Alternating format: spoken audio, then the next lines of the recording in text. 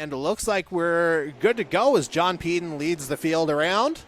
And just some housekeeping notes, too. We have 2 drivers starting from the back. And this just goes to show that our penalty system is working this year. Right you are, sir. And that's Darcy Ford and Kevin Daigle who are starting at the back as we are officially live in tonight's Fix Auto 300. Peden off to a good start. Onto the back stretch, he's got Nelson right on the back of him, although there's a decent little gap forming and surprisingly single line to start. Yeah, and this is what I was talking to Daniel with about before the pre-race. I was saying I think these drivers should just start going for the single line and really starting to look for those moves towards the end of the stage or even before their green flag stops. I know that's what they do in real life NASCAR. Their spotters have the lap, which they know what time to make their overtakes. And speaking of laps, there's going to be a lot of them here tonight, as we mentioned before.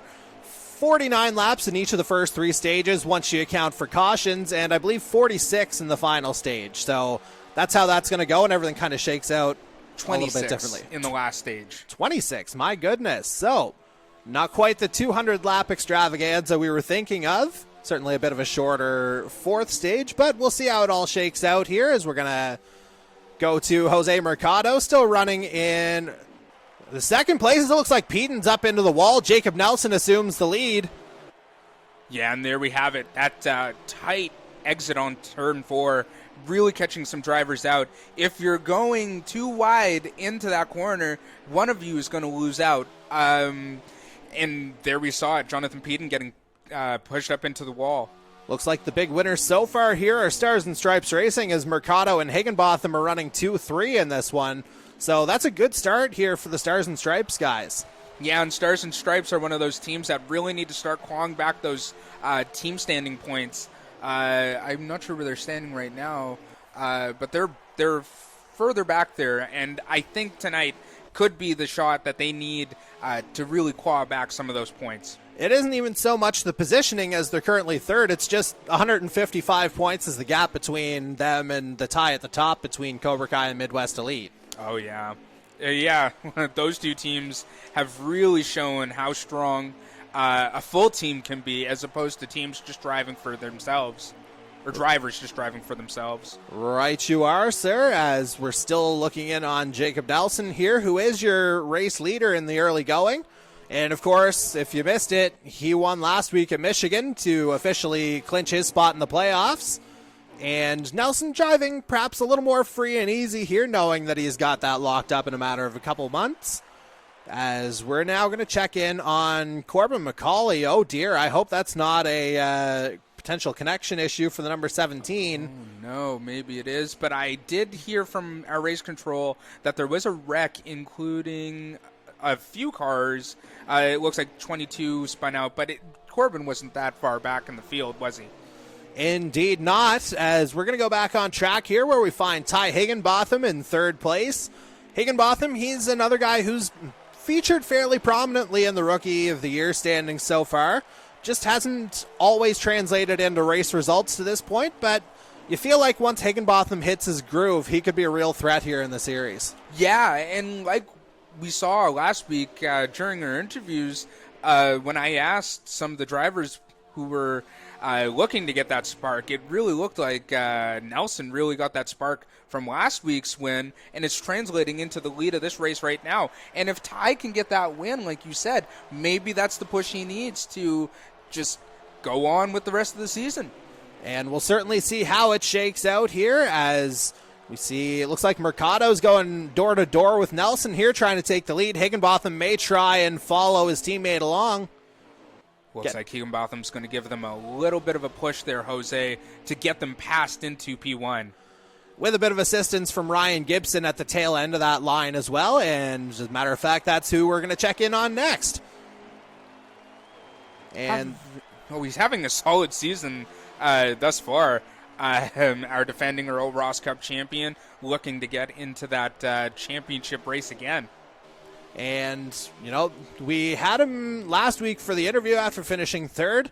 Again, just hasn't translated into a win just yet, but you know, for a guy like Ryan Gibson, it just feels like a matter of time, honestly, as looks like Gibson may try and push Higginbotham forward just a little bit more. Matter of fact, Higginbotham has assumed the lead, but Gibson may try and sneak in on the lower line here as well. Yeah, on that low side, we really saw it last year with one of our drivers, Waylon, taking that low side and really showing it to Darcy Ford, not being able to get past last year. So if a driver can really get down on that low side and walk off that pass, that's a fair strategy to use in the race. And I believe I could be wrong on this. I know it was at least 2 stages that Whalen won last year, if not 3, before Darcy Ford wound up taking the victory at the end. So, speaking of victories, and certainly a long way to go before we have one, it looks like Higginbotham has assumed the lead once again, as Gibson's just content to back off a little bit and get back into a slightly more normalized draft here tonight. Yeah, and it looks like this pack of leaders is coming up on some back markers. I think I saw Michael Robinson's car there, a Winston car, and I wasn't sure who the other car I saw, but it looks like we'll have some drivers down a lap this early in the race. And again, 1.5 miles, not a whole lot of room to operate here, as you see some damage to the front of Cody Cudmore's Red Dirt Racing Chevy as well, as we saw somebody going low. That's Robinson. You were talking about him a moment ago. We're currently watching Matthew Paytak out of Vandalia, Ohio, the Midwest Elite E-Racing driver. Has had a couple of strong finishes lately, second at Canadian Tire, third at Dover. So Paytak currently second in the Rookie of the Year standings. You know, he'd love to get up there and close the gap on John Peden a little bit. Yeah, and this Rookie of the Year standings has just been very close. And with Ty Higginbotham leading this race right now, he can just haul a bunch of points in tonight. And indeed, Higginbotham is still your leader right now. Jacob Nelson running second. And we'll just see if we can get to a visual of the pack here. John Peden running in third. Looks like Ryan Gibson fourth. Jose Mercado fifth. And Scott Bailey sixth before we get to this battle that we're seeing on track between Kime, Paytak, and Chase Beatty. Yeah, and I'd just like to say this battle for the leaders up here is being very, very well behaved. And it looks like the pack behind them are very quickly catching this lead pack. Right you are, sir. And part of that pack is Scott Bailey. And for the first time tonight,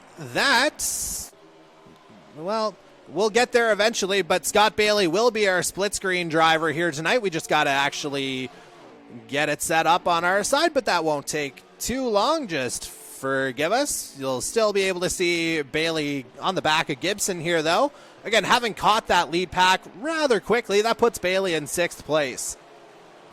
Yeah, and Bailey's another one of those drivers who can really start to slow his pace down, as he already got that win this season. 2 wins this season, and is at the top of our point standings so far. So yeah, he's not going to look for he's going to look for wins, but he might not be pushing as hard as he can for those wins. And indeed, we see it here as we're on lap number 19 out of 49 in this first stage. You see the split screen here. You see what Bailey's dealing with, as he's gotten by Gibson now for 5th. And there you actually can hear some of the internal dialogue as well with Scott Bailey and one of his, I believe, a team chat. Right here, as long as we don't lose their draft. And again, Bailey up into 5th, and you hear him talking about wanting to get back into the draft of this lead 4 here. Bailey and Gibson may potentially look at working together here to make sure that 4 doesn't break away. As we see Higginbotham on your screen here. I think we caught it as well. Yeah, we just caught it there. That was close. And that took Higginbotham right out of contention there with that lead pack, and just right behind or right in front of Gibson, or behind Gibson, sorry. And so that would put, since Bailey's 4th on our screens, that would put Higginbotham down into 6th after that early contact, as we're going to go back to our live shot, and we're going to check in on Jonathan War for the first time here tonight. The True North Racing driver from Saugerties, New York, qualified 9th here this evening. And let's just have a look here. It looks like he's largely avoided contact here so far as we come up to the close to the midpoint, at least, of this opening stage. Yeah, and we're just going to get a position on Jonathan War here now in a second from race control. But that's a nice-looking car. Indeed it is. And, it looks good no matter what model of car it's on, as you saw a bit of damage on the front of Angel Ortega as he went by. Originally, War was going to drive a Ford, but then he decided to align with his True North teammates and opt for the Toyota as well as Robinson goes up into the wall. I think there may have been a little bit of contact between War and Robinson there. Yeah, and that's some back markers there getting in the way of the lead pack. And there you see ahead of War, it looks like it's Mike Marini, Chad Hyder, and I think that's Lee Campbell ahead, although that may be a matter of lap traffic as well. I don't think that's lap traffic. That might be one of the...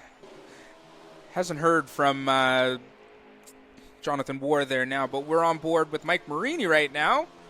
Indeed we are, and it's a battle between Marini and Reggie Kime here as they try to stay within striking distance of potentially some stage points here.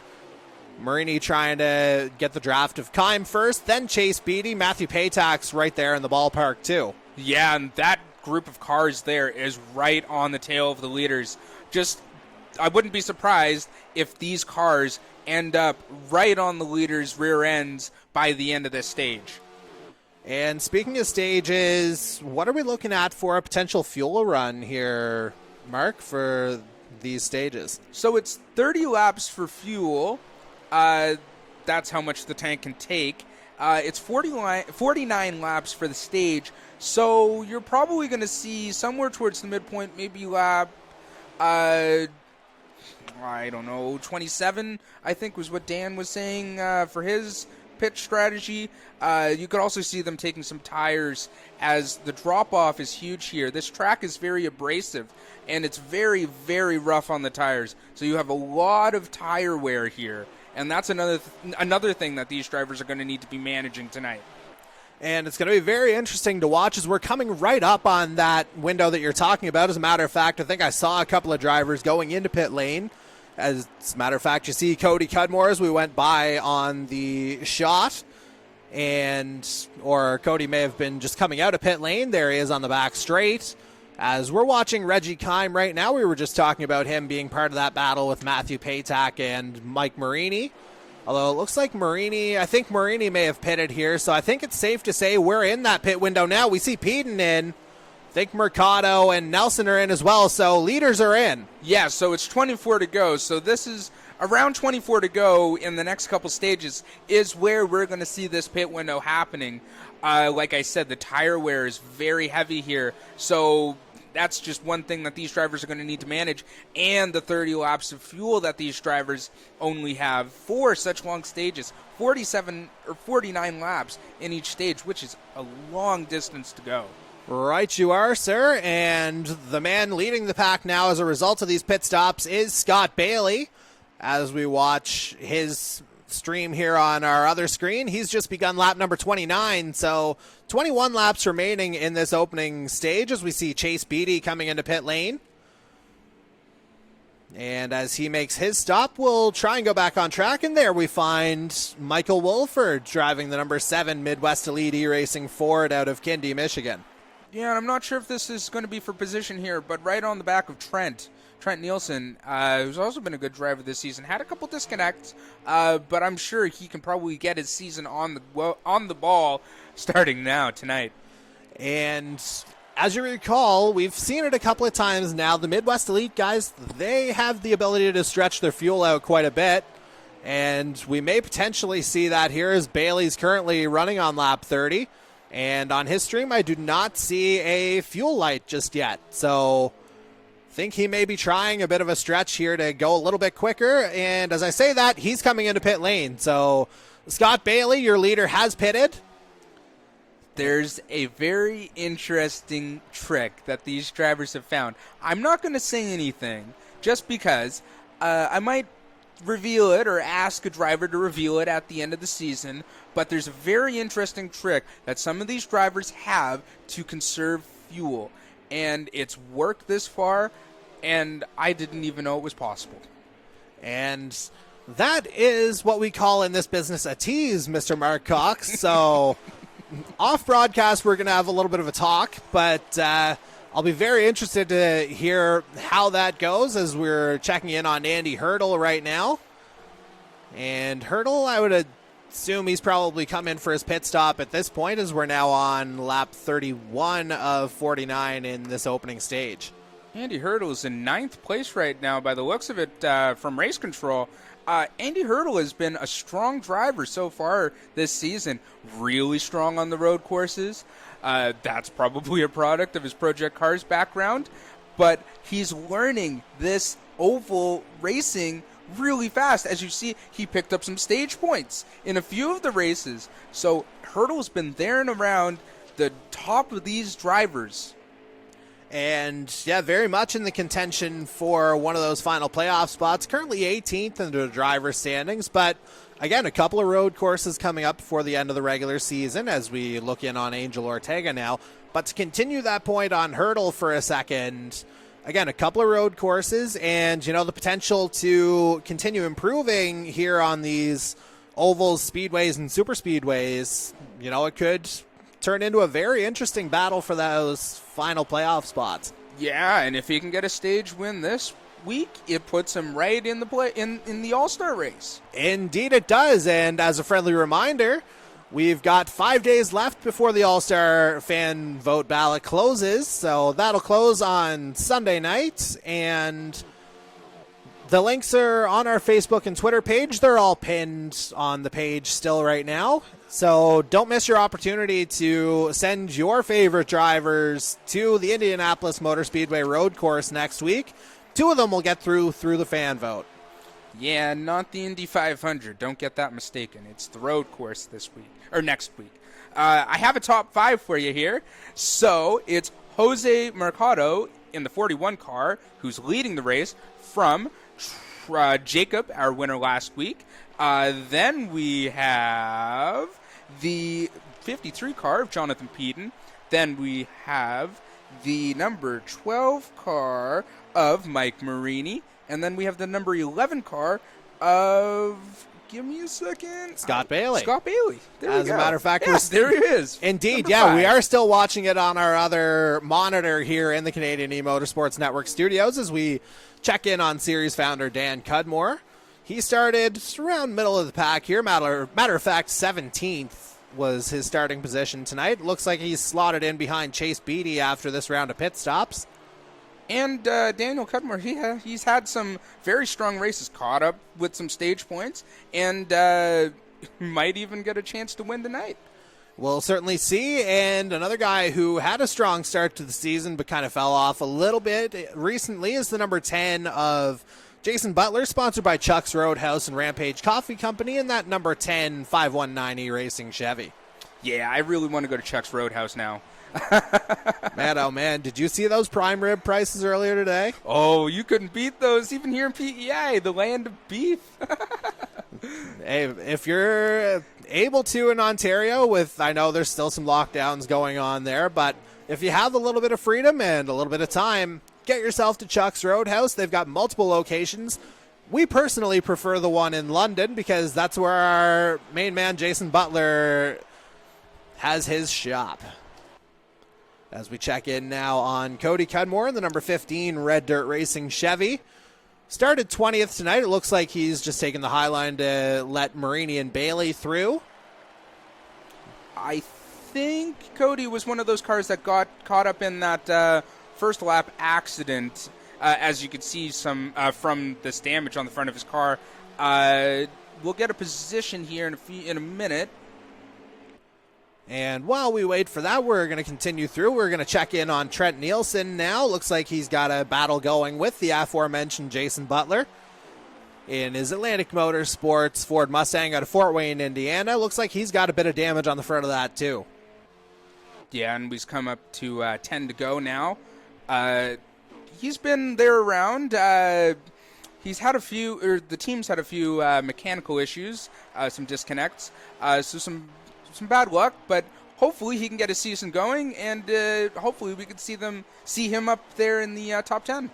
And another guy looking to go north in the standings would be the North Star Racing team owner Jason Lobby, who we're looking in on now. The Coon Rapids, Minnesota native would have started in 22nd by the looks of things. Yeah, and another one of those cars that may have gotten caught up in that first lap accident. As you can tell, there's a bit of damage. The damage doesn't really affect cars too much in performance-wise in the game. You can go into the pit stops and fix it, but it might not do too much to help you back up the field. As a matter of fact, you might lose out too much time in the pit stops. Oh, and I think we just saw some contact between Michael Dimitrov and Lee Campbell there a minute ago as we checked in on Dimitrov in the Winston Racing Group Toyota. And I think Dimitrov's come out the worst of it from at least a position perspective. Yeah, that's a tight battle there. Hitting the wall there on the back straight, coming out of turn 2. Might be a bit loose in that car. And we'll check in on Dimitrov again a little bit later. But now we'll check in on his Winston teammate, Darcy Cudmore out of Ottawa, Ontario. Certainly some bruising on the front of that Toyota as well. Yeah, and that just goes to show there's another car there that may have been caught up with that first lap accident. But luckily tonight we don't have any cautions on, so we won't be here forever. Right you are, sirs. We've got 7 laps remaining in this opening stage, 6 at the line. Jose Mercado still your leader. As we're looking in on Trevor Kinsey, who is, again, a little bit further down the field. I know there were some guys who had some issues with invites a little bit earlier, too, so maybe Kinsey's one of those who got affected. I think Chad Hyder may have been as well. I thought Kinsey was one of the drivers that got penalized. No, that was Daigle and Ford, and we'll get to them in a moment, but for now, Kinsey just kind of running his own race, and so, again, we'll check on him a little bit later. But now we're looking in on Darcy Ford, again, one of those penalized drivers that we were talking about earlier. Winner last year at Charlotte. Yeah, and I think he won on the last stage, too. It was a very tight battle with one of our drivers who's no longer a part of our series, but he was racing that car off its wheels last year here in Charlotte. But starting a bit, or at the back of the pack this year, doesn't seem to have that pace that Marini did when he started at the back of the pack. So Darcy's going to probably look to get up there with some stage strategy. Indeed, that's going to be the name of the game here as we see Chad Hyder letting Scott Bailey by as we're coming up on 4 laps remaining in this opening stage. Jose Mercado still your leader, Jacob Nelson second, John Peden third, Scott Bailey fourth. Reggie Kime rounds out the top 5, so good recovery here from Reggie. Yeah, very good recovery from Reggie Kime. Wow, these laps tick down really fast. Faster than you expect here for sure, and we got word Chad Hyder 23rd when we checked on him there a moment ago. And now we're looking in on Kevin Daigle as we finish up our tour through the field. And the number 13 True North Racing Toyota. Again, he looks like he's got a couple of battle scars here. Daigle currently holding down the final playoff spot. 127 points this season. And I think we're just going to go ahead and, oh, indeed, we are going to get to John Peden here, your pole sitter, and this is actually going to show us our lead battle here. Oh, my goodness. 3 wide, coming through the start-finish straight, and Peden and Mercado go low. Peden and Nelson, go low. I think they're trying to navigate Angel Ortega, the lap traffic there, as we've got 2 laps left in the stage. Yeah, and those 2 red cars back there, I think, are lap traffic as well. Michael Dimitrov, it looks like, is a part of that. And contact between Ortega and Mercado. Oh, dear, that's going to give Peden the lead. We'll just get the confirmation on that from this side as we're on the final lap now, this opening stage. And some late chaos here. And that could certainly lead to some unrest here within our drivers at the end of this stage. But John Peden, he's suddenly got a bit of daylight between himself and Jacob Nelson, and a lot of daylight between himself and another stage victory potentially. Yeah, and I think that locks it up for Jonathan Peden on this stage, unless Trent can, or Jacob can make a last minute, but it doesn't seem like that's going to happen. And I don't think it has happened, as it looks like everybody's slowed down. John Peden picks up the stage victory.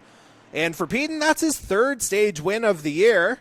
And so that's going to give him an additional playoff point. Jacob Nelson comes home in second, and we'll do our best to get a top 10. Jose Mercado was third. Scott Bailey, we know, was fourth from watching his camera. Ty Higginbotham fifth. Reggie Kime sixth. Ryan Gibson seventh. Matthew Patak eighth. Mike Marini ninth. And Jason McCory grabs the last stage point in 10th. And so, while we wait for the beginning of stage number 2, we're going to go ahead and pause for a super quick commercial break. And then on the other side, we will have the restart. So stay with us on the Canadian eMotorsports Network.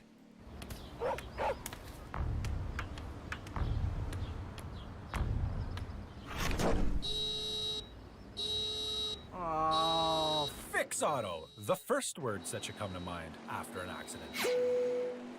And we're ready to go here with stage number 2 in tonight's Fix Auto 300. Looks like John Peden has cycled back out to the lead. And here we go. Stage number 2 is underway. Another 49-lap affair.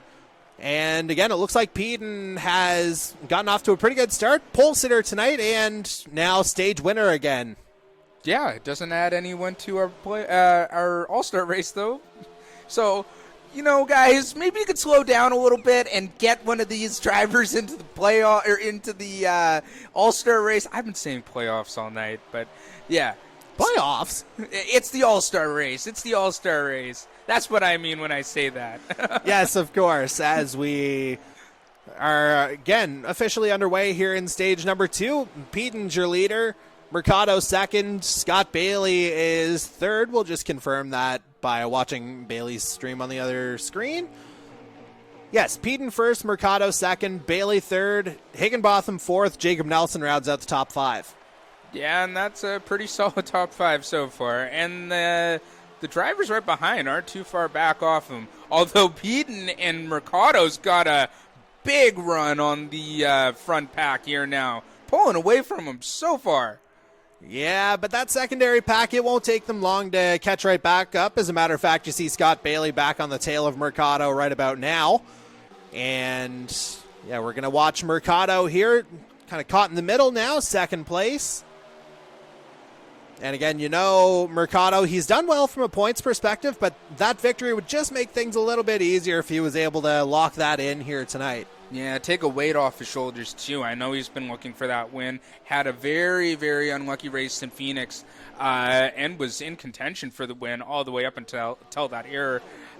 So I know it's on his mind to get that win. It's a little later in the season this year, but I'm sure it'll come for him. And you mentioned the black flag incident there. Had the pole of Canadian Tire, but then the immediate disconnect as well. So it's just been a horrible run of luck here for Jose Mercado in the early going, but looking like he's got a good car again here tonight at Charlotte. Again, running second, as we're going to check in now on Jacob Nelson, last week's winner, running fourth tonight. Yeah, and it's got a real good car underneath him tonight. Real fast. He was able to hold off a charge from Jonathan Peden earlier in the first stage. But lost. It looks like he's losing out a little bit here and sitting in fourth place. Still not a bad position, but may need to look at that long run for the car. And, you know, there's still a long way to go here tonight as well. As you recall, 4 stages here tonight as our top 5, even 6 if you want to count Reggie Kime in that group as well. Running relatively single file coming through turns 3 and 4. Although Peden runs a little bit high there, and he's going to concede the lead to Jose Mercado, at least for the time being. I don't know. I think I saw a little bit of a touch there from Mercado on the corner panel of Peden there. May have lost him out there, but I'm sure he'll be able to claw that back. And, yeah, we can confirm a disconnection for Corbin McCauley at this point. So, an unfortunate end to the evening for him, but he will be in next week's All-Star race at the Indy Road Course. Looking to join him is the number 97 of Ty Higginbotham, driving for Stars and Stripes. Running in 4th place right now as that little bit of contact you were talking about dropped Peden down to 5th. Yeah, and this front group here is behaving really well. Going single file, as they should be. Like I said at the beginning of this race, you really kind of just want to wait. Where it's a 300-mile race, you just want to want to sit behind the guy and look where he has weaknesses, strengths, and make that overtake where you know he might make a little bit of an error. And you know what? You also got to wait until, just before the end of a stage or just before a pit stop to make these overtakes. So maybe this is something that the drivers will hear now and keep in mind for the next few races. Speaking of overtakes, though, it looks like Higginbotham's gotten by Nelson to get into third. And, pretty good move here for the Kansas City, Missouri natives. We check in on Ryan Gibson, defending Earl Ross Cup champion. And you talk about strategy before.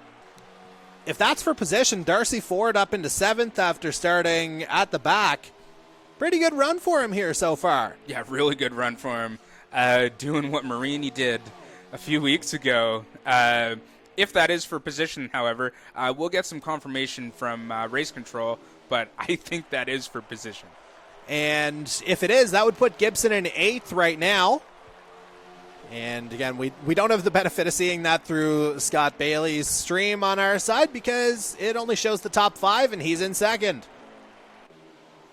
Although he could be trying to make a move for the lead here relatively quickly. We see him on the back straight right now. But now we're going to check on Matthew Paytak. He's got Jason McCory draped all over the back of him. I think this battle's for 9th place. Yeah, I don't know if McCory wants to take the outside there. That's a very optimistic move. Maybe look on the inside there. Yeah, and that is for 9th place. The 21 car is in 9th place. Yeah, it doesn't look like McCory is going to be pulling any Adels and saying hello from the outside. Or was it hello from the other side? I can't remember. Hello from the other side. You shouldn't have corrected me, but I'm sure our viewers would have. But now we're going in on Scott Bailey. And speaking of viewers, we're going to be viewers ourselves as we're once again going to do the split screen. And let's see if Bailey's able to make a move here. Bearing in mind that his stream is a few seconds behind what you're seeing on ours. And I do just want to confirm, the 64 car of Darcy Ford is up into 7th place. So, like I said, that is some massive pit stop strategy from that car. Oh, and now we're going to see the move here as Bailey's going to go inside on Mercado on the back straight.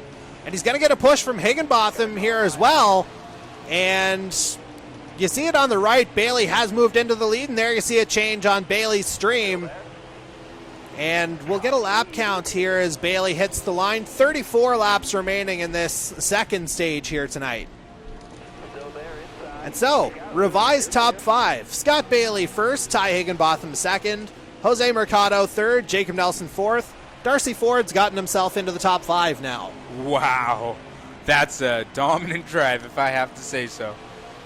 You've got that right, partner, as we look in now on, as we'll have to go back to gameplay for me to actually remember. Jonathan Warr, the number 29 True North Racing Toyota out of Saugerties, New York. He's got Chad Hyder all over the back. They're all trying to catch Dan Cudmore. Yeah, this is a great little battle developing here. Chad Hyder, of course, another strong driver in our series. Oh, that was a big wobble from the car down there in the apron. I'm not even sure who that was. But yeah, Jonathan Warr, another strong rookie this season too. Like I said, this rookie class is just phenomenal. You've got that right, sir, as, again, we're going to see Warr try and make a move on Cudmore here, I think. But he may not have the line here just yet. He may have to worry about Hyder up on the high line, too. Yeah, Chad Hyder is one of those guys who can make that move on the high line. And certainly he can, as we check in now on another guy who's fast just about anywhere he goes, the number 12 of Mike Marini, the True North Racing Toyota out of Thunder Bay, Ontario.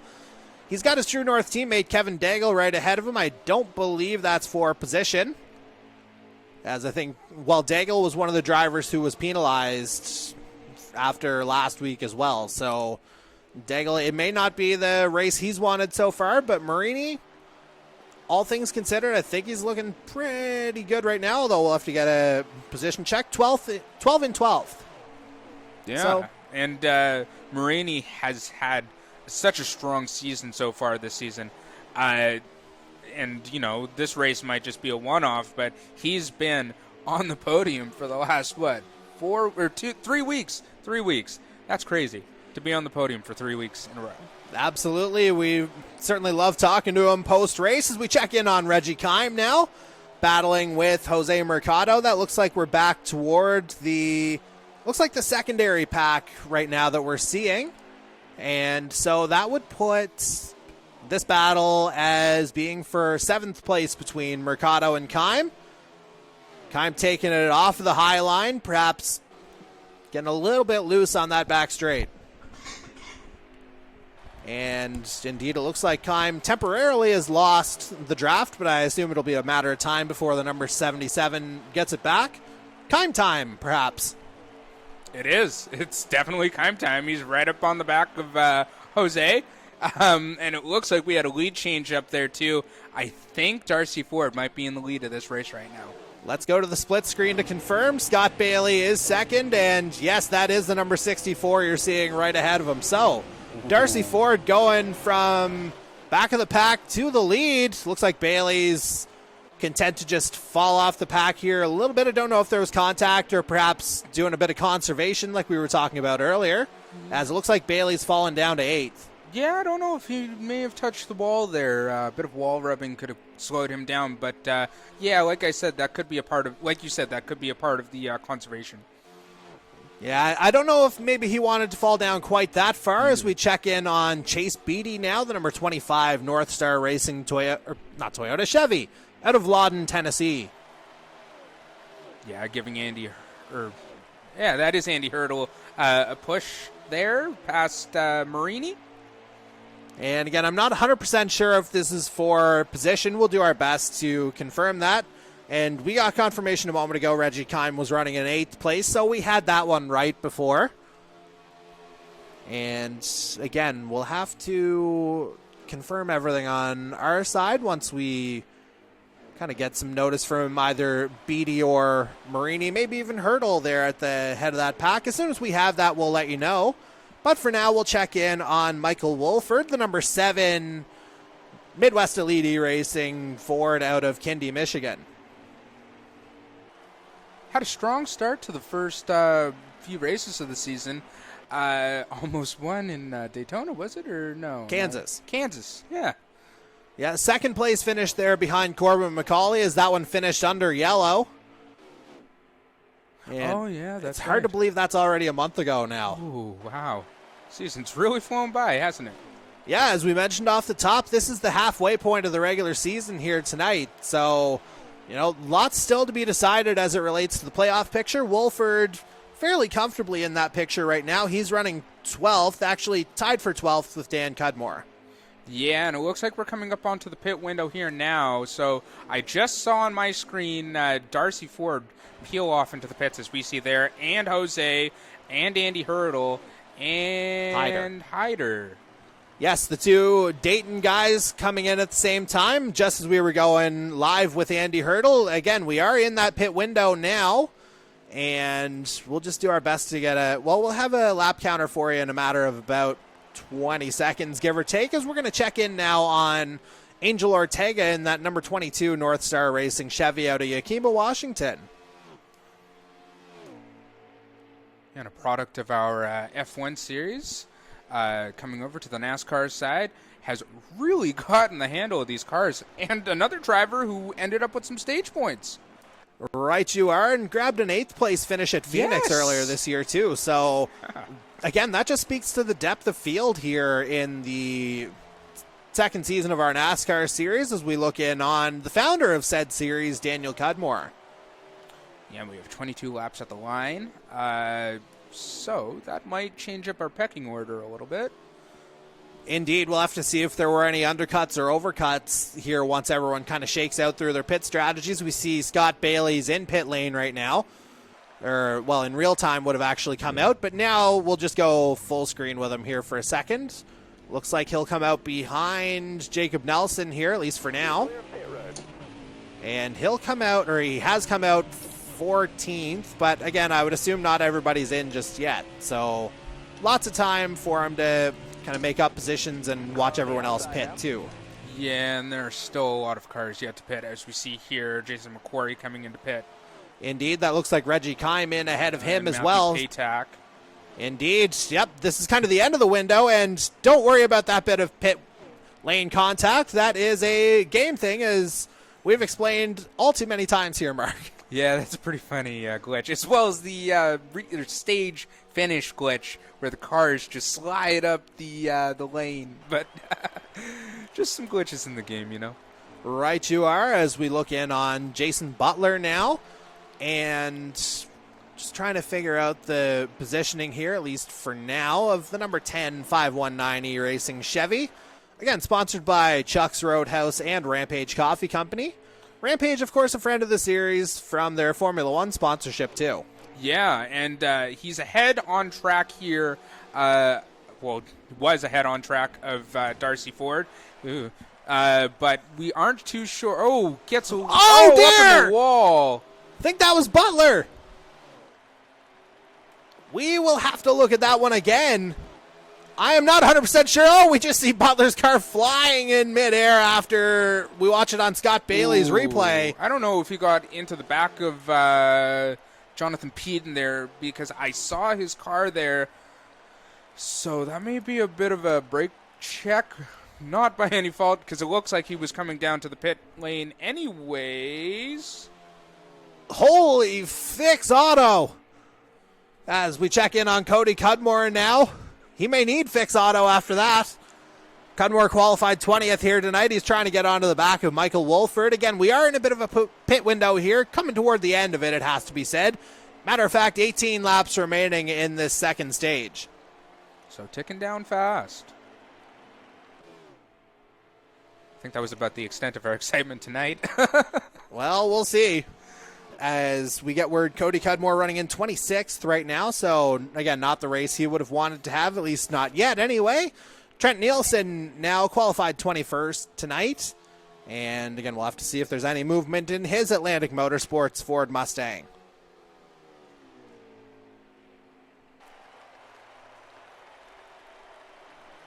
And again, we'll do our best to get a position check on the number 55. He's locked into the All-Star race for next week by virtue of a stage win at Daytona last year. Yes. Yeah, and I don't remember much of last year in Trent, so yeah, he was up there. I was way in the back, so I didn't really get to see them that much. Well, again, that was the super speedway where we know Trent performs well. Yes. Yeah. And again, we'll just continue our way through the field. But again, know that you will see the number 55 next week at the Indy Road Course, too, as we're going to look in on Michael Robinson now in that Blue Lobster Pink Lemonade sponsored Ford Mustang, the other Atlantic Motorsports entry here tonight. Of course, we saw Darcy Ford a little bit earlier. I think he has his teammate Darcy Ford right behind him, but I don't think that's anything for track position. Well, there we see the other Atlantic Motorsports car, Trent Nielsen, right ahead. Yeah, Darcy Ford right there, right behind. So all these Atlantic Motorsport cars coming up together, a little bit of a team reunion, we have to say. For now, at least, anyway. And again, not 100% sure if that's for position. But again, happy to have them get their sponsorship from their new friends at the Nova Scotia Spirit Company. So really good to see them coming on board with the series here, at least from the Atlantic Motorsports side of things. Oh, yes.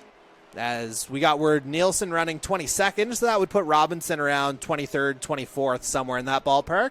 Speaking of 24, there is number 24, Jason Lobby, the North Star Racing team owner out of Coon Rapids, Minnesota. Yeah, and a lonely drive here tonight, right behind Angel Ortega.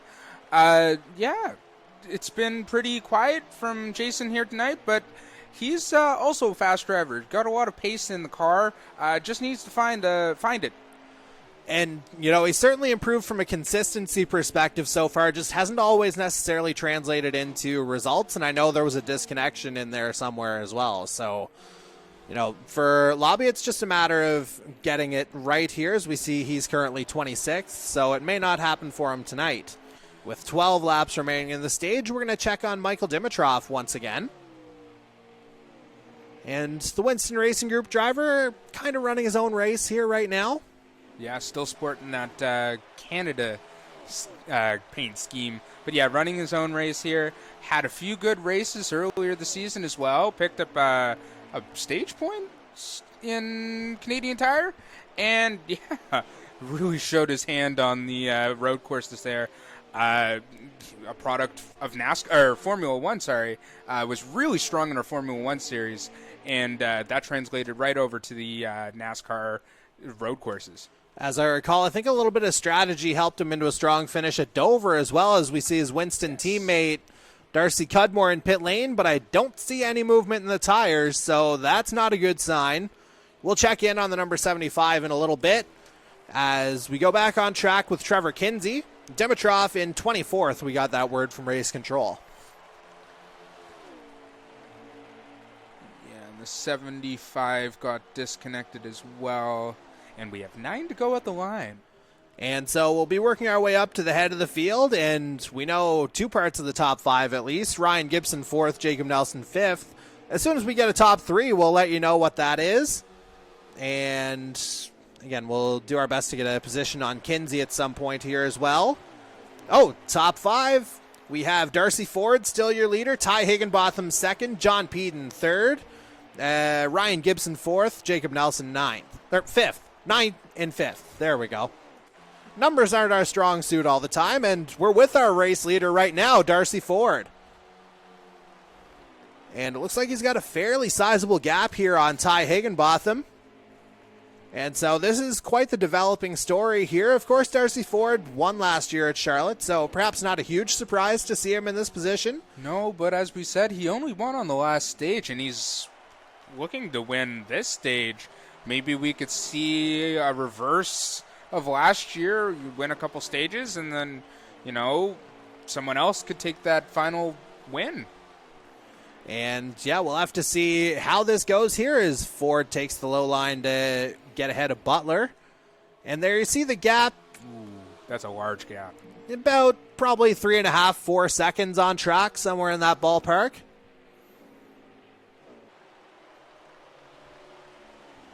I think Darcy was working a lot on the long run pace of the car, getting that race set up perfect, as he knew from last week that he would be starting from the back of the field, and this has really materialized for him so far. And indeed, there you see it, although it looked like Higginbotham may have gotten loose out of turn 2 as well. It looked like he was running a little bit high and kind of lost it a little bit, and that's only going to help Darcy Ford's cause at the head of the field, as we've got 6 laps remaining in the second stage, potentially 5 at the line. Yes, and yeah, Ty may have only taken 2 tires. I'm not too sure. We don't have that information here in the commentary booth. That might be why you saw him get a little loose there, but still holding on very tightly to that car to keep it close to Darcy.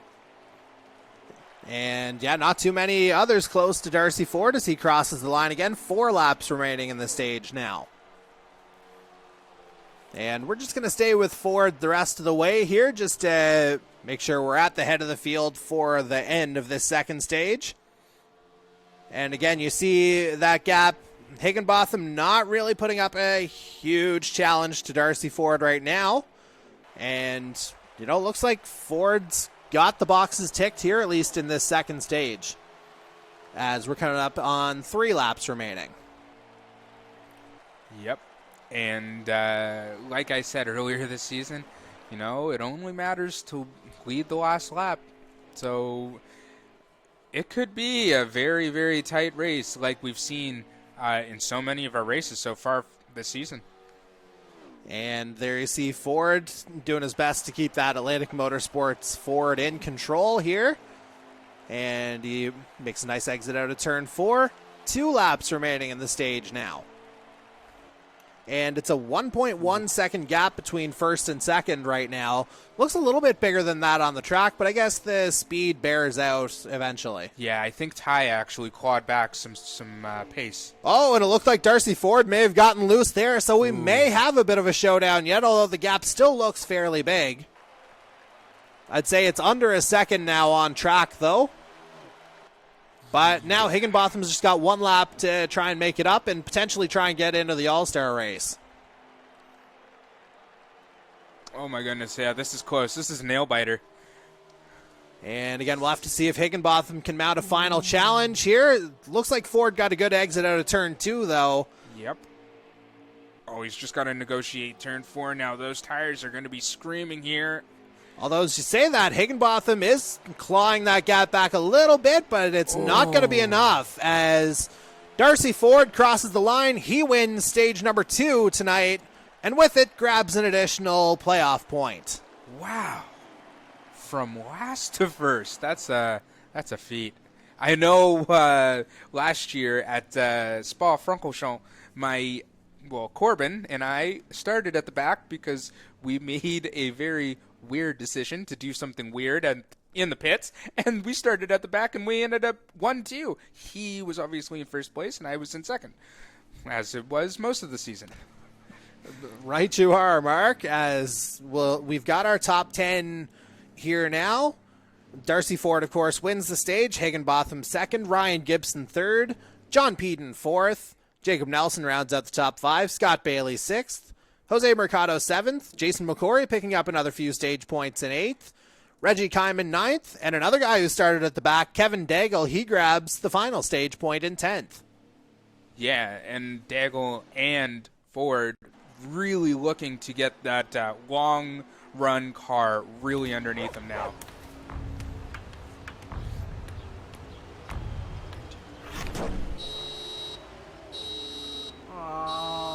Fix Auto, the first words that should come to mind after an accident. And we got that super quick commercial break in before the start of stage number 3. And we are in the restart here now as we see Higginbotham go high. I think there may have been a little bit of contact there at the start of stage number 3. Darcy Ford continues to lead. Peden working that high line really hard, although he doesn't have any help there right now. Although he's gotten himself up into 5th. He's got Scott Bailey there behind him just a little bit. Oh, I think we saw somebody going into the infield there. Didn't quite catch who that was. I think that might have been Higginbotham again, though. Hey, we aren't using the infield yet. We're running at the Roval later on this season. In the playoffs, yeah, we will be back at Charlotte. Still lots of time between now and then, as, again, we're still with Peden. Running in 5th place. Right on the back of Mercado. Darcy Ford has conceded the lead, at least for now. I think that's Jacob Nelson up at the head of the field. Indeed it is. Nelson's your leader. Ford second. Gibson third. Mercado fourth. Peden rounds out the top 5. Yeah, and it looks like we still have 19 cars on the lead lap here from race control. And I think all of the top 10 cars pitted. And, nothing quite like a fresh start here to at least kind of make sure the car's all working properly. As, again, we're still with Mercado running in 4th place right now. And in the very early going, it looks like there's been a bit of a breakaway for those 4. Jason McCory with a good start off to begin stage number 3. He's up into 5th now. Yeah, and I'm just watching along here on Jacob's car there, really working that high side, really trying to make that line work. And is doing an awesome job at it there, staying right on the rear corner panel of Darcy Ford. And we're watching him on the live stream here as well. Nelson running high. He's about door-to-door with Gibson here. That's a battle for 2nd place. And certainly some familiar figures here in the top 4. Yeah, getting that side draft of Ryan Gibson. Oh, yeah, that's a real good run there. And that elevates Gibson up into 2nd place here, at least for the time being. Mercado might have some ideas on that, but we do know Darcy Ford's back in the lead of this one. As we'll skip over Corbin McCauley. And there you see Ty Higginbotham. He certainly has fallen down the field a little bit. Finished 2nd in each of the first 2 stages here, I believe, tonight. Certainly 2nd in stage number 2, but he'll have some work to do if he wants to get back up there at the end of stage 3. It was Jacob that came in 2nd in stage number 1. And, well, Big Hig was certainly in the ballpark there somewhere. as we watch him still on the screen. He's trying to hold off Mike Marini. And the two of them are trying to catch up to that draft in the, I believe, the secondary pack ahead of them. Oh, yeah, we see Jacob falling down the order there, right. Oh, pushing and shoving there on Peden. Oh, wow. Now we're back up to the head of the field where we find Ryan Gibson in second place, right on the back bumper of Darcy Ford. This is a familiar battle from last year. Darcy and Ryan going at it again. Took the words right out of my mouth here, partner, as we see them going down the back straight. 40 to go.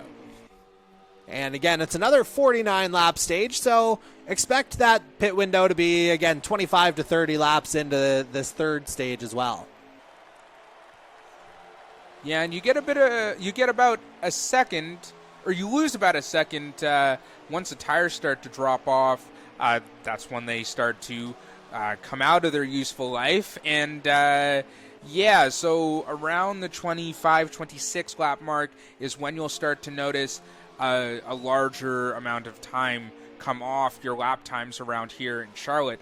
And that's when we'll see these pit stops happen.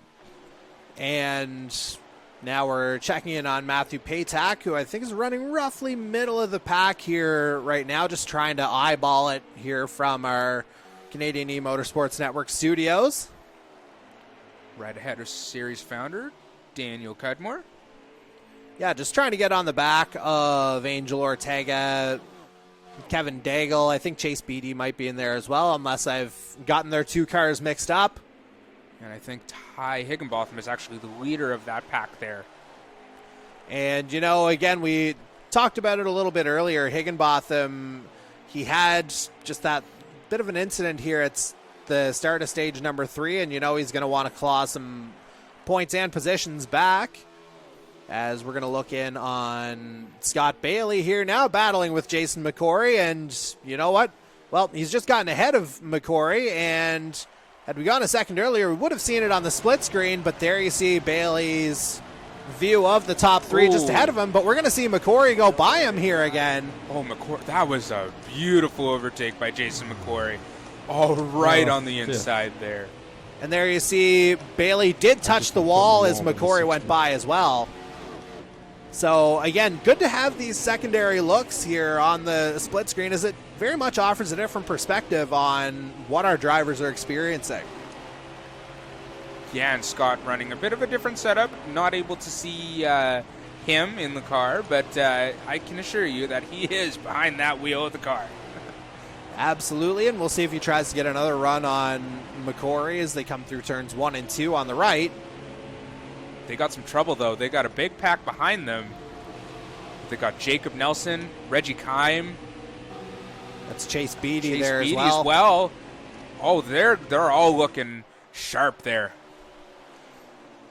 Yeah, and Bailey's going to want to try and get back up to that top 3 as soon as humanly possible, as we see McCory still leading that line in 4th place. So that's a really good run for the 519 driver so far, and he needs it as, again, he's right around that bubble, although we're about to see Bailey and Nelson go by him, and potentially Kime as well. So McCory just kind of getting caught up in the shuffle there, as we'll just watch that for another moment. Had me out of my seat there. I thought something was going to happen, but those guys are very well behaved there tonight.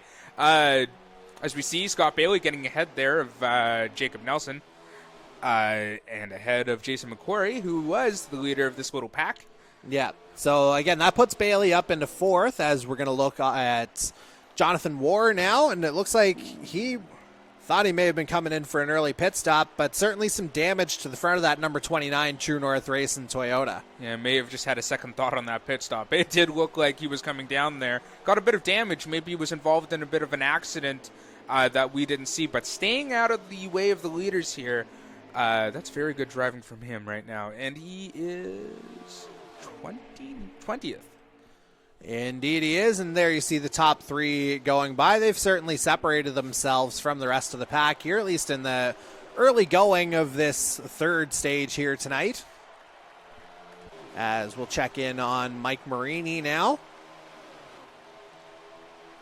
again, winner a few weeks ago at Canadian Tire, and he's got his old friend / nemesis Matthew Paytak right ahead of him. Yeah, and they had a good battle there at Canadian Tire Motorsport Park. Oh, right down to the last lap. Bit of a push there, but it was all aired out in the post-race interview. No hard feelings between either of those drivers. Just a good racing incident on that last corner, as we saw. Certainly the most memorable finish we've had this season so far. As we get word, this is be for 13th, this position battle. Paytak currently 13th, Marini 14th. Even a battle for 13th. Not going to let up there. Indeed not, as we'll check in on that battle in a little bit. But for now, we'll go to Reggie Kime running in 6th place. All over the back of Scott Bailey here, though, and potentially Jacob Nelson as well there in 4th. Yeah, Scott's going to look there, but Reggie Kime just want to stay behind the back of Scott. Scott seems to have a lot of pace, so if Reggie can just stay behind Scott and just follow him with that draft, maybe both of the drivers can benefit from it. And Reggie, he would certainly be an interesting driver to see in the All-Star race, as well, as we're running out of competitive opportunities here, just the end of Stage 3 and, of course, the end of the race for competitive opportunities, and then the fan votes ending in about 5 days' time. Yeah, and you know what? If you haven't gotten that vote in, go get that vote in. We have a lot of votes. What's the number now? We're very close to 5,000 ballots, but a lot of those have 2 drivers on them, so technically close to 6,000 votes cast. So really great to see that support. Yeah, so get your votes in. And now we see Chase Beatty on track. It looks like McCory's fallen off here a little bit. And we see Kime in that pack. He's 6th. That puts Beatty in 10th. This is a real good battle here. The top 10 have been really fast. As we could see here, they're just going for it. And I know we have the All-Star race and we have stage points on the line here. We have the playoffs on the line here. So these drivers who are in the top 10 are really, really, really going for it right now. And yeah, again, Beatty, he's a guy who, if he's able to stay connected for a race, he's able to turn in a solid finish. And, you know, he's certainly proving that tonight as he's sticking around that top 10. And trying to get in on McCory for 9th. I think just missed contact by a little bit, but McCory spins! McCory spins! Whoa. That was, I don't know if there was contact there, if someone just got loose. We'll have to see that in the replay. But that was an awesome move there from Chase Beatty, but it looks like Jason McCory lost out, and Ty Higginbotham's getting really loose there. He is having all sorts of struggles, it looks like, in Stage 3, the number 97 Stars and Stripes Toyota. And now we'll move along from this battle, and we'll get to Michael Wolford in the number 7 Midwest Elite E-Racing Ford. Has Chad right behind him. I think they've been battling for most of this race now. And as we see, we have our pit stops. Indeed we do. And we're going to go full browser here with Scott Bailey as he pits. Let's see what he does strategy-wise here. And he's going full fuel, 4 tires. No need for repairs. And has he changed tape or anything there? Not seeing any adjustments here right now. He must really like the way his Midwest Elite Ford is running right now. He may have gotten a late adjustment on one of the pressures there at the end, but didn't see it right offhand. As, again, the majority of the field is in. Andy Hurdle, part of that as well, as we go back to the track, and we'll see him emerge right ahead of his Dayton buddy, Chad Hyder.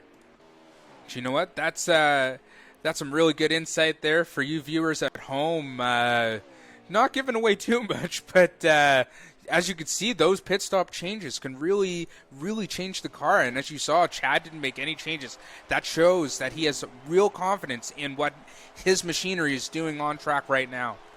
And so we are in a little bit of a bit of a shuffle here with the pit window in full effect as we look in on Angel Ortega in his number 22 North Star Racing Chevy out of Yakima, Washington. Have you gotten a position on Angel Ortega yet? We will do our best. We had word there that when we were with Michael Wolford, he was actually 5th. Oh. But that was, without a pit stop. So a bit of shuffling and cycling still to do. And as soon as we get a word on 22, we'll let you know. But we'll take away one of those twos and we'll leave you with the number 2 here, Daniel Cudmore. So, where you said Wolford was in 5th, that must put Daniel at around 4th? Well, perhaps? Again, we're seeing everybody cycle through here now as it looks like the majority of the field has completed its pit window as we see Scott Bailey back up to 5th on our other window. And so I would surmise that would put Dan Cudmore, and we'll find out from race control soon enough because, he's just one room over from us to kind of pull the curtain back here on our broadcasting operation. And we're doing well to maintain physical distancing and social distancing regulations and requirements here. 27th. Oh, no, 15th. 15th place, the number 2 car is. So that must put Wolford in around 14th. I think that'd be a fair guesstimation here. And I think they pitted at around the same time. I thought they were pitting. But I guess they did pit already as we see Jason McCory. Now he's right behind Ford and Gibson. But given the spin that McCory had earlier, I'm not 100% sure that's for position. As a matter of fact, I can confirm it isn't because I believe Ford and Gibson are running 1-2 with Mercado 3rd and McCory's wedged between them. So that puts McCory a lap down. That spin was very unlucky for McCory, having a real good race up in the top 10th, but now a lap down. And in 19th. Yeah. So, again, a bit of misfortune there, and that's kind of struck McCory a couple of times this year now. I know he's certainly been frustrated at a bit of the bad luck and other instances of things happening on the track, but he's very much capable of turning in some strong results as we've got 18 laps remaining in this 3rd stage. Whoa. And now we're looking in on Jason Butler battling with Jonathan Moore, or at least following Jonathan Moore around the track. Butler in 17th right now.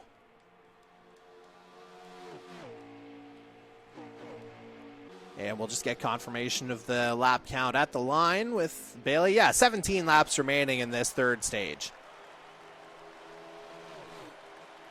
And now we're checking in on Cody Cudmore. It looks like he's got the front of that Red Dirt Racing Chevy all fixed up. And started 20th tonight. Last check, he was 26th. And we'll see if Cody's moved up the board any.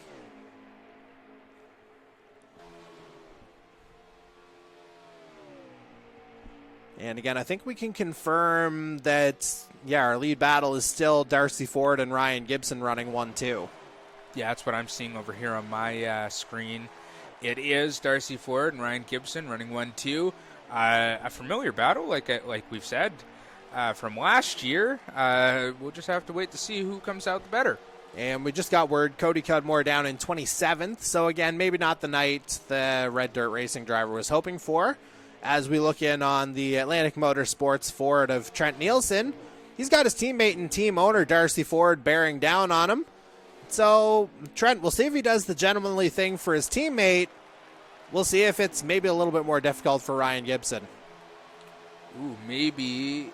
Oh, no, I don't think they will. I was going to say maybe Trent can give Darcy a little bit of a pull there, but gets out of the way. And that's the good gentlemanly thing to do. Kudos to you, Trent Nielsen. For sure. As we're onto the back straightaway, 14 laps remaining in this 3rd stage, Forgot there were 4 stages tonight for a second. And it'll be 13 at the line here once we see Darcy Ford come through. And there he goes as we briefly watch that lead battle with Nielsen in the background. So 13 laps remaining in this stage. As now we'll go to the 3rd Atlantic Motorsports car, the Blue Lobster Pink Lemonade Ford Mustang of Michael Robinson out of Harrington, PEI. And at last check, he was a few laps down as well. So, and we've seen him in the wall, I think, once or twice already tonight. So, again, not the night Robinson would have wanted, to say the very least. Nope. And, I think he was one of the drivers that was involved in that first stage accident. Right you are, as we see him wedged in there between Dan Cudmore and Angel Ortega on the track. Good battles, maybe not for position, but all these little mini battles you see on track with lap cars, cars on the lead lap, it all adds up into, learning how to overtake these cars, learning how to pass one another, learning what to do, learning what not to do. As we've seen, some drivers making mistakes and just trying to find their feet in this series, for the new drivers anyways. And before we went to Jason Lobby here on the screen, we got word Robinson running 26th, Lobby in 20th in his North Star Racing Chevy out of Coon Rapids, Minnesota. And there's a group of 3 drivers there, so got some company. Indeed he does. He's got Dimitrov right ahead. I think that's Trevor Kinsey in that trio as well.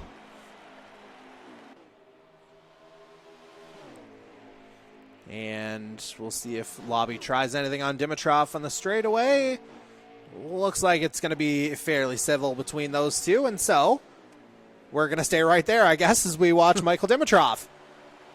And now we see Lobby getting the inside line on him. I wonder if this is for position. It may well be. Oh, no, it is not. No, it's not. As we've got 10 laps to go here in this third stage, we've been told by race control. And it looks like Ryan Gibson's just gotten ahead of Darcy Ford. And we'll watch Darcy Ford. There you see Ryan Gibson is ahead of him here now. So that is a lead change. Gave a little bit of a bump draft there to Ryan. Bit of a friendly rivalry here, as they were the 2 top drivers of our series last year. One, our Earl Ross champion, and the other, our regular series champion. Right you are. As we'll get a lap count once we watch Scott Bailey's stream on the other side. And it's 8 laps remaining in this third stage. And now we'll see if...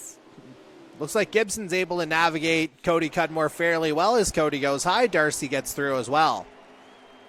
I know I had to do that a few times, put myself up in the wall to make sure that I wasn't getting in the way of those 2 drivers. Ooh! Well, speaking of getting in the way, the wall got in the way of Darcy Ford there for a second, but it looks like he's going to slot in right behind Ryan Gibson. Doesn't look like he lost too much speed as a result. No, this is the product of these tires dropping off right now. The fuel load's getting lighter, so that means the tire wear is more pronounced in the car. So you'll see these 2 drivers right now real struggle with loose cars. Ooh. And I think we just see Gibson going through the grass there a moment ago? A little bit of a wiggle. And you were just talking about that in relation to those tires for sure. And now it looks like Gibson's held on to the lead here, at least on the back straight. As I think we've got 7 laps remaining in the stage, maybe 6 at the line. And again, we have confirmation that this is absolutely our lead battle, and they're coming up on lap traffic here once again. 5 to go. So it is 5 that they just have begun here. Ford right on the back of Ryan Gibson. You could see Gibson not wanting to show that lane there to Ford. Very tight defense right now from Ryan Gibson.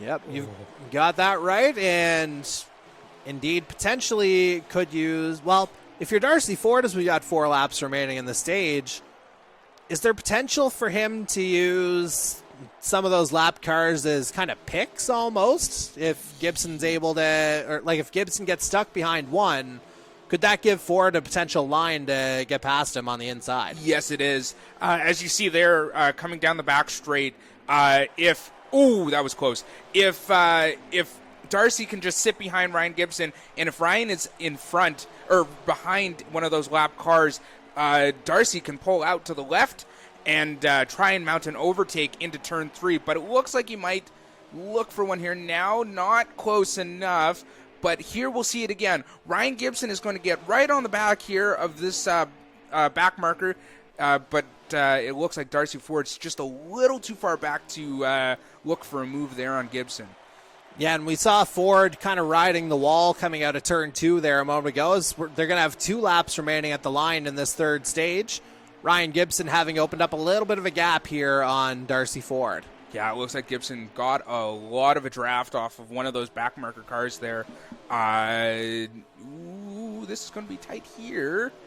Although that back marker is there sitting on the bottom line. So it's not going to open up too much of a lane. Yes, it is. Oh, no, it's not. Oh. You were saying?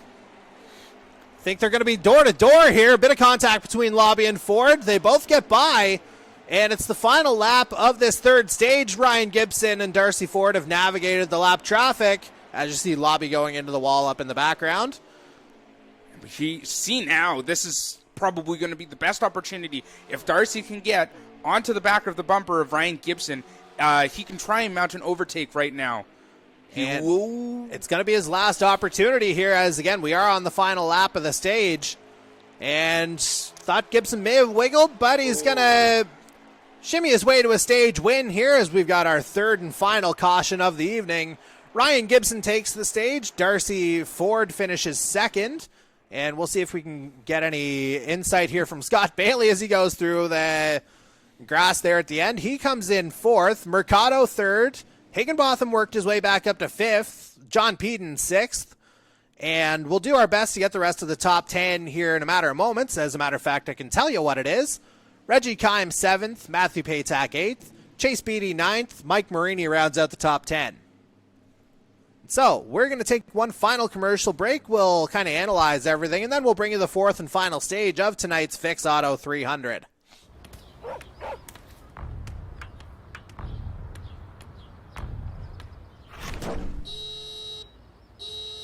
Oh, Fix Auto, the first words that should come to mind after an accident.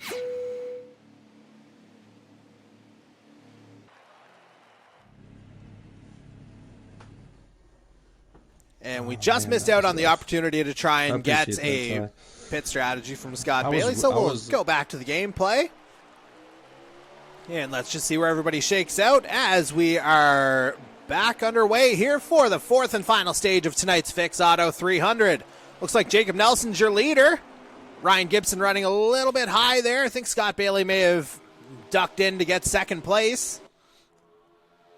And so, one last opportunity for any driver not currently in the All-Star race to get in, as the other 3 opportunities have been swallowed up by guys already in it. Ooh, and it looks like one of our top contenders for that spot there, Ty Higginbotham, might lose out here to Jonathan Peden. At least for now, anyway, as we're watching that unfold here on the screen. And we'll get a confirmation on the lap count, and yeah, I think it is still a 49-lap fourth stage here, so it's not the short sprint that we were talking about. Oh. So kind of identical to what we've seen. Jacob Nelson's your leader, Scott Bailey second, Ryan Gibson third, Darcy Ford in fourth after starting toward the back of the field. Jose Mercado rounds out the top 5. Stop me if you've heard those names before. Yeah, we have. You've got that right, partner, as we're going to go to Jose Mercado, still running in 5th place.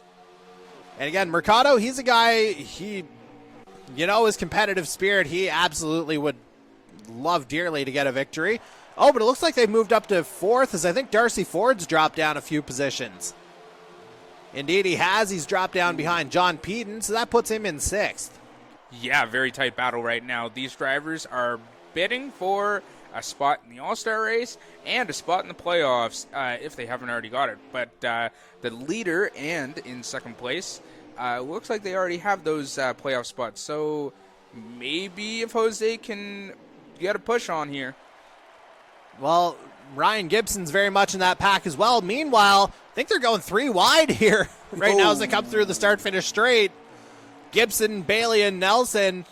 But if there's 3 drivers, if you absolutely have to go 3 wide in this series, they'd be up there on the list of guys I'd trust in that situation. Flying in formation right now.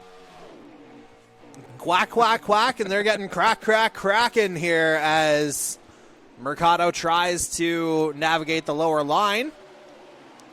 Potentially a push here from Darcy Ford to get up into third, but Gibson will slam the door on anything more. Off there, yeah. Sorry for interrupting you, but that lane was closed off there by Ryan Gibson pretty fast.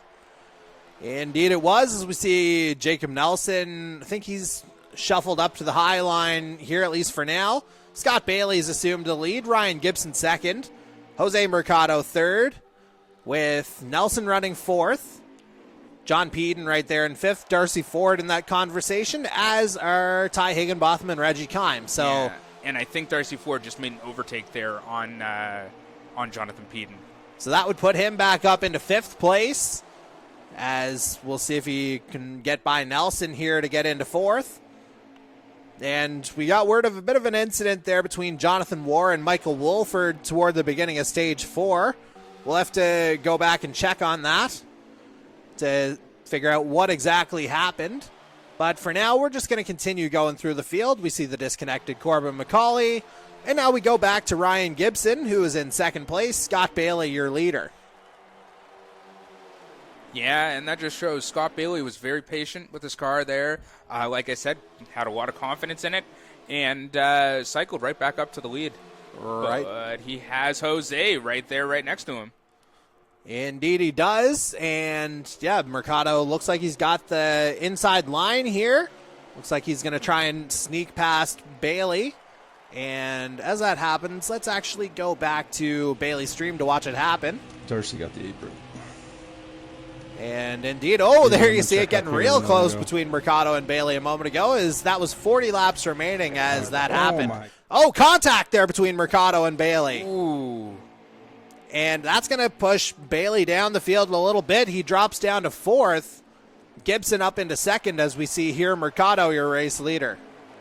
Yeah, and like we were saying earlier in the stream, Jose looking for a win, getting real racy up there, and is now leading the race. And Ryan Gibson would love to get into the win column for the first time in the regular season as well. And now we're going to go to Matthew Paytak, because we've got 39 laps remaining. And Paytak, it looks like he's running seventh, or battling for seventh at least, with Mike Marini.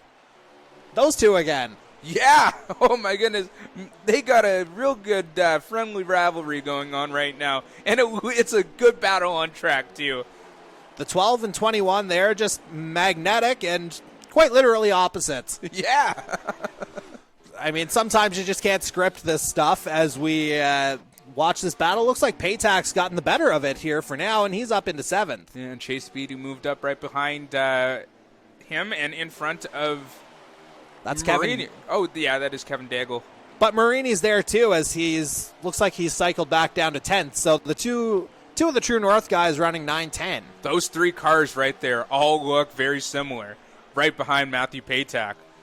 Indeed they do, as we check in on Scott Bailey, who has fallen down here to 6th.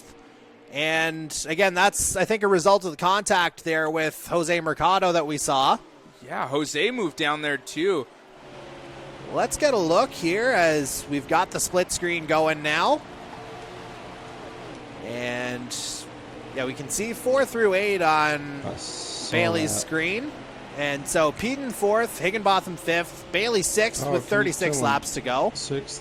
Mercado down in 7th, as you say. Ryan Gibson's your new leader right now. I was trying to Matthew Paytak in 8th. Yeah, and we have Ty sitting right up there. If Ty can make it through this stage without any mistakes, he could be in contention for this win there, as he's in that battle of 5 cars battling for the win here. And, you might be tired of hearing our voices for a second. Let's listen in on Scott Bailey's conversation, potentially. Cody Gibby got left out to dry.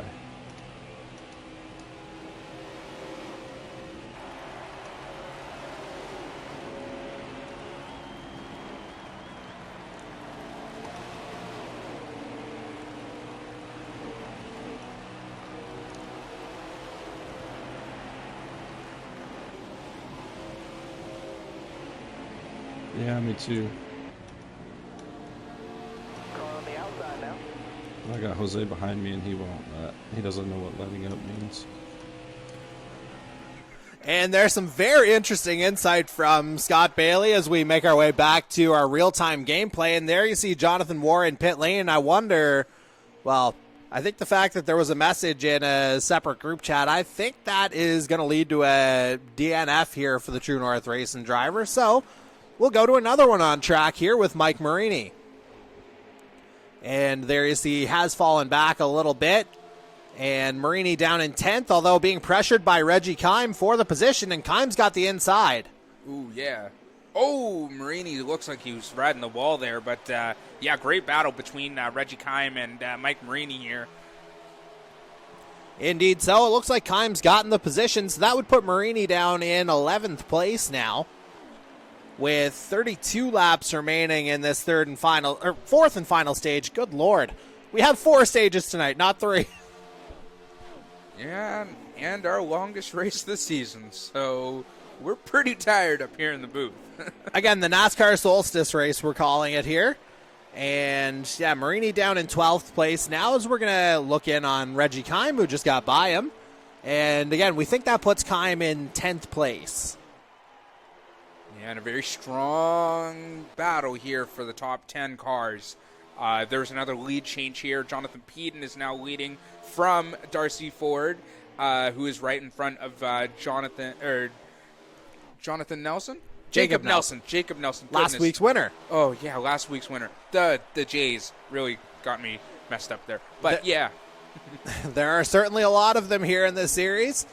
And, you know, we almost had a Team Jason this year as well with Lobby McCory Butler. Just didn't quite work out that way. 2 of 3 ain't bad, though. Would have been awesome.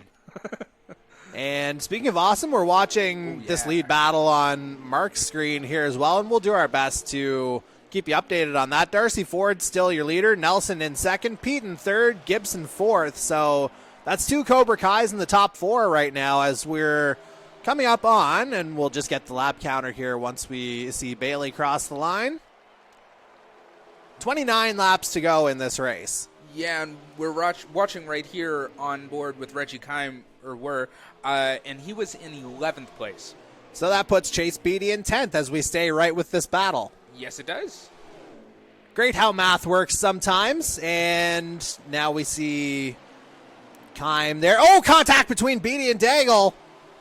Think Beatty came out worse for it, though, as it looks like he's fallen off that pack, and he'll have Michael Wolford right on the back of him here momentarily. Yeah, and it looks like we have the pit window opening right now, too, as we have confirmation from Race Control. I don't know if anyone's gone into the pits yet, but it is opening.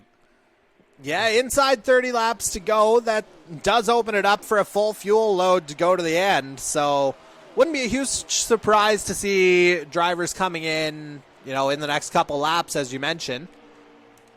And now we're going to Michael Wolford, trying to get to the back of Chase Beatty here. This, I believe, would be for either 11th or 12th on track.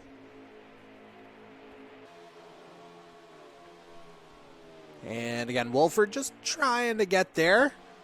But the packs have kind of separated themselves here a little bit. Jacob Nelson's back up into the lead, though.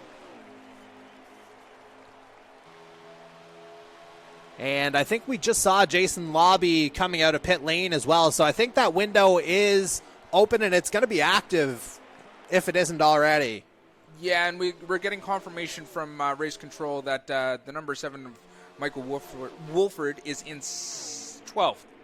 Indeed, that's about where we thought he was going to be, and I think that may have just become 11th as he's past Beatty now. I saw Chad Hyder riding down on the apron there, maybe coming into the pit lane here now soon. And I think Andy Hurdle may have just come out of pit lane. Oh, goodness! Oh, my goodness! Oh, wow! Let's get back here. Group. Indeed it is. There you see Scott Bailey in the grass. What John happened? Peden in the grass. Oh, let's go back. Let's watch it on Bailey's All the feed. leaders just wrecked. We may have to mute his feed. What happened? Oh, my goodness. That completely changes the complexion of tonight's race. This has some major implications for the race now. As you heard from Scott, all of the leaders were involved in that wreck and more.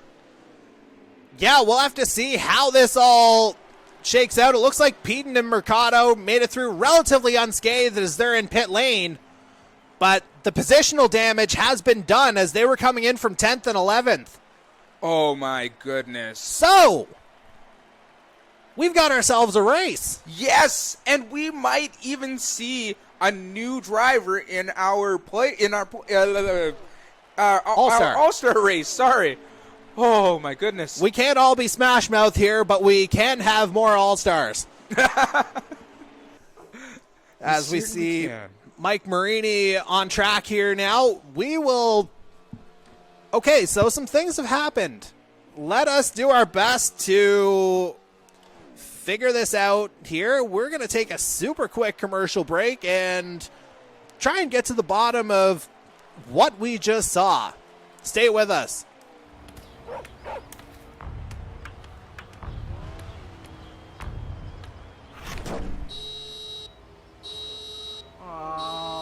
Fix Auto, the first words that should come to mind after an accident. Right then. So, we have word of what happened, and Mark, you can explain it better than I can, I think. So, I will concede the floor to you. So, basically what happened is, from my understanding, from what we're getting from race control, is a driver checked up. Now, that means they were either too close to the back of the car in front and came off the throttle, which in these NASCARs, which are low revving cars, has a big effect as the cars slow down massively when you take your foot off the pedal. So you check up, and if you have a driver behind you that doesn't know you're checking up, you end up just making a mess of everything. And that's kind of what happened from what race control has been saying right now. And that accident, it was a big one. It collected the top 6 at the time. Darcy Ford, Jose Mercado, John Peden, Ryan Gibson, Scott Bailey, and Ty Higginbotham. So for Higginbotham, that's a bit of a heartbreaker, as, you know, had he been able to avoid that, that would put him in a clear lead right now. But we're going to do our best to figure out what exactly things look like positionally now. And again, we're still awaiting word from race control as to, again, what things look like, because bear in mind, this was happening in the middle of a pit window too. So a lot of positional shake up. And again, we're still trying to figure it out. As we're going to check in now on Chase Beatty, who he may actually find himself in the top 5 right now. Yeah. Actually, I think, well, I see Scott Bailey behind him, so I can actually tell you what Beatty's position is. As we look in, well, Bailey's down in 19th, so he's a lap down, but he's coming into focus on Chase Beatty here now. And I think that is saying 6th for Beatty with, I think, 20 laps remaining in this race.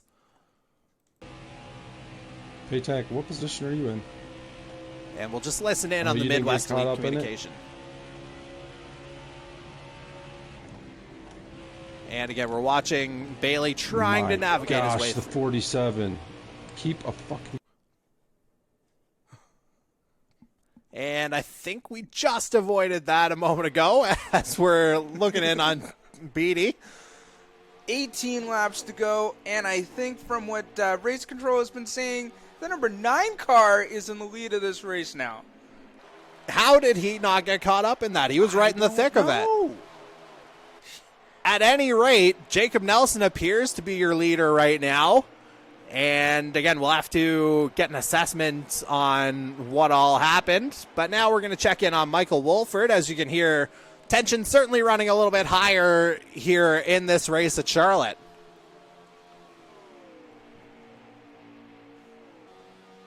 And now we see Wolford making his way around, and we'll do our best to check in on everybody one last time before we find our leader, whoever that happens to be. We're doing our best here with the reminder, of course, that we don't have leaderboards available to us, so we rely on the communication of the drivers, some of whom may not be feeling so good right now.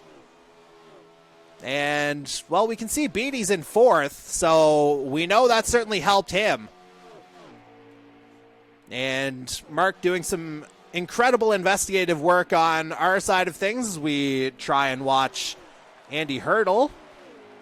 So if Beatty's 4th, then, we'll be able to try and glean that info from, again, Scott Bailey's stream as best we can.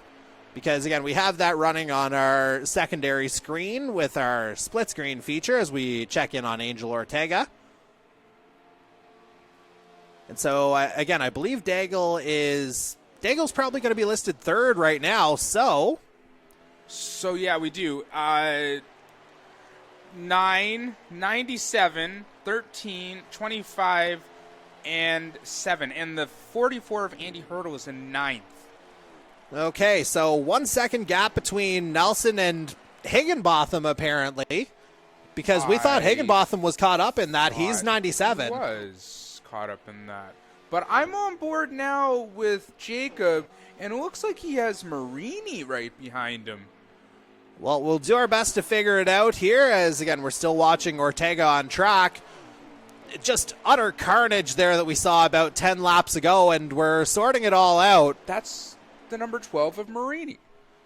Indeed, the 12 is in there, and, yeah, you see the 97 of Higginbotham as part of that as well. And, again, we're not 100% sure what's for position and what isn't, but Marini's going high, so I think Higginbotham has found his way into 2nd. Yeah. Oh, my goodness. Wow. Okay. If we can get Ty Higginbotham to win this race, then we have another driver in our All-Star race. So, come on, Ty. Let's go.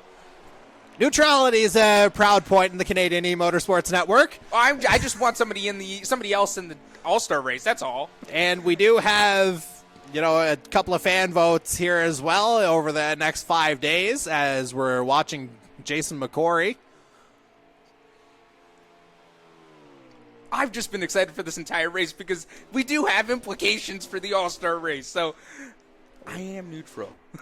We absolutely do. Fair enough.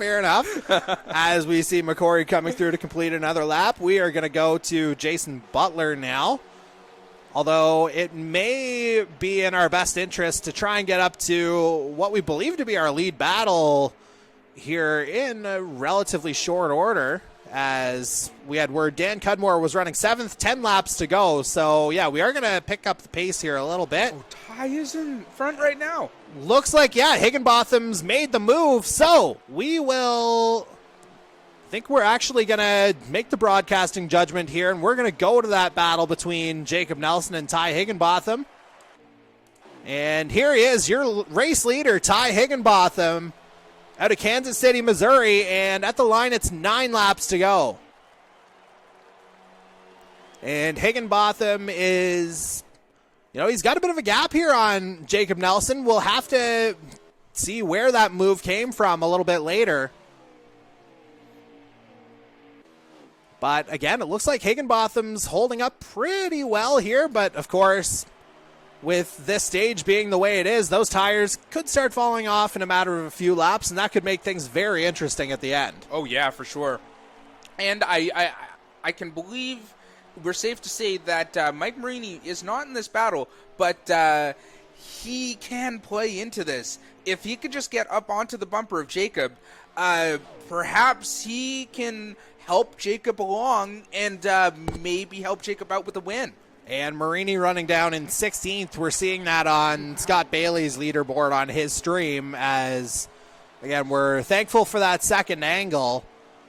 And that is going to be, I think, 7 laps remaining at the line here now with Higginbotham just the clear track ahead of him. Although Nelson, he's certainly going to have a say in this at the end. Oh, for sure. Yeah, after last week's win, he was dominant. It was a 2-car battle featuring Nelson at the end last week. It's looking like the same again, but Nelson's on the other side of it, at least for now. As they're coming up to the line, 6 laps to go. Yeah, and some great showing from our series founder, Daniel Cudmore. I believe he said he was in 9th place? I think I said 7th at that place. point. Wow, yeah. That crash with the leaders really shook up the order of things here now. Oh my goodness. Wow. Wow. On that point, we do have a top 5 as we're coming up on 5 laps to go. You see your lead battle here. Higginbotham's your leader. Nelson running second. Kevin Daigle up into third. Again, he started at the back tonight. Chase Beatty in fourth. Michael Wolford rounds out the top 5 as we've got 5 to go. Yeah, and earlier in the stream I said Kevin Daigle was one of those drivers who was working on that long-run car. It looks like he got that with some help with that crash from the leaders, to say the least. I mean, he had that right in the bag there. And we just saw Nelson tap the wall there on the straight, so that's going to give Higginbotham a little bit more room as well, and he's got the buffer of Lee Campbell as a lap car as well with 4 laps to go now. Yeah, and it kind of looks like Lee Campbell is just going to ride the back of the bumper here of Ty Higginbotham. Probably a bit of an extra as a guard, so throwing up a good guard there for Ty Higginbotham. And whether it's intentional or not. Yeah. And I would imagine Lee will do the gentlemanly thing here and just get out of the way of Jacob Nelson here as he sees him. Yeah, as soon as he can. There we go. And Higginbotham's crossed the line. 3 laps to go now. And if he's able to hold on, Higginbotham would be our first rookie winner as we see Nelson has gotten by Campbell now. We'll see if he's got enough time to catch up to make it a showdown at the end. Yep, and I know he came excruciatingly close to a win earlier this season. Just lost out to Corbin, right? That was at Kansas, Yep. yeah. Just I think he ran out of fuel there in that overtime session. Yeah, he did. And Kansas is actually another one of these tracks that is kind of similar to Charlotte, so he might have some strengths on these on this style of track. 2 laps to go now as Higginbotham maintains his lead and maintains a strong line, maintaining a strong gap here on Jacob Nelson as well. As looks like Higginbotham, he's doing well with that clear air in front of him, and he's going to see the white flag this time around. And Higginbotham still hanging on. And here he comes on the lower line, and he's got the white flag now. So it is the final lap of tonight's Fix Auto 300. Higginbotham hanging on here. We'll do our best to get on board with him. Let's watch it from his perspective here as he tries to bring it home. A little bit of a sim wiggle there, or a sim twitch, we call it in the world of gaming. But coming around turns 3 and 4, looking to collect that checkered flag. And here he comes. He's through turn 4. And here he goes. He's seeing the checkered flag at the line. Your winner of tonight's Fix Auto 300, the number 97 of Ty Higginbotham out of Kansas City, Missouri. That makes Higginbotham, again, the first rookie winner this year. And that makes him a qualifier in this year's All-Star race next week. Oh, that was an awesome race, Jordy, I have to say. First rookie winner and a new qualifier for our All-Star race. Excellent drive to maintain a car through that much contact, as well from Jacob. Jacob managed to stay out of that. I think the 2 cars that were able to come out of it clean were Ty and Jacob. My applauds to you 2 drivers, and to Kevin Daigle, who came in third, starting from the back of the field. That is a dominant drive from all 3 of these drivers.